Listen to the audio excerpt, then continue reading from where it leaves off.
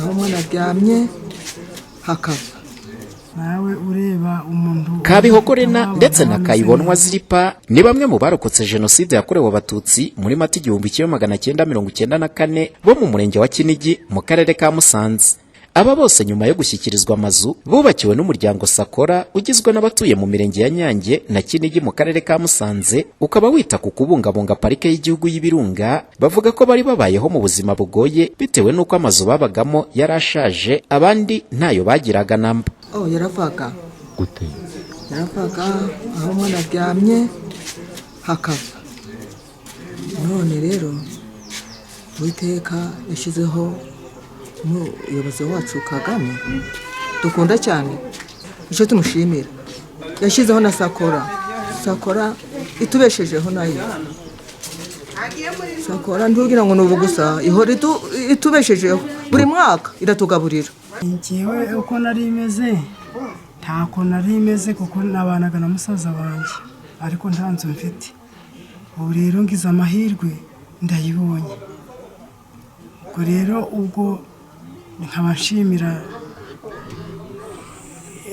umuyobozi mukuru w'igihugu ko yatwitayeho cyane.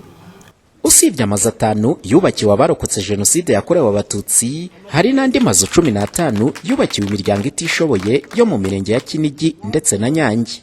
Beransira Nyiranganizi n'umwe muri iyi miryango utuye mu murenge wa Nyange muri aka karere ka Musanze. Naranyagirwaga, mbese nyine nari imeze nabi, mbese ibingibi byagiye kuza bona bije nk'ibitangaza, ariko ndabashimye cyane abakozi ba Sakora, ariko na Perezida wa Repubulika Paul Kagame kubera niwe waduhaye umutekano. Nsengiyumva Pierre Celestin umuyobozi wa Sakora ashimangira ko usibye aya mazu yubakiwe iyi miryango ndetse n'ibindi bikorwa bagiye bakora, hari n'ibindi bikorwa biri imbere byose bizateza imbere imibereho myiza y'abaturage. Kugira ngo tubigereho ni ubufatanye bwacu n'akarere.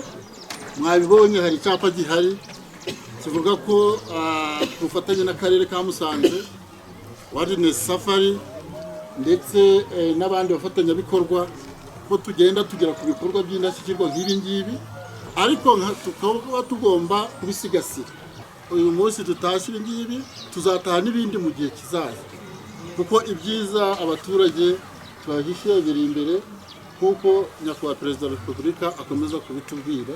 Ku rundi ruhande, ubuyobozi bw'akarere ka Musanze, Uwanyirigira Clarisse ushinzwe iterambere ry'ubukungu muri aka karere, ashima ibi bikorwa byakozwe n'umuryango Sakora ndetse anasaba abahawe aya mazu kuyafata neza.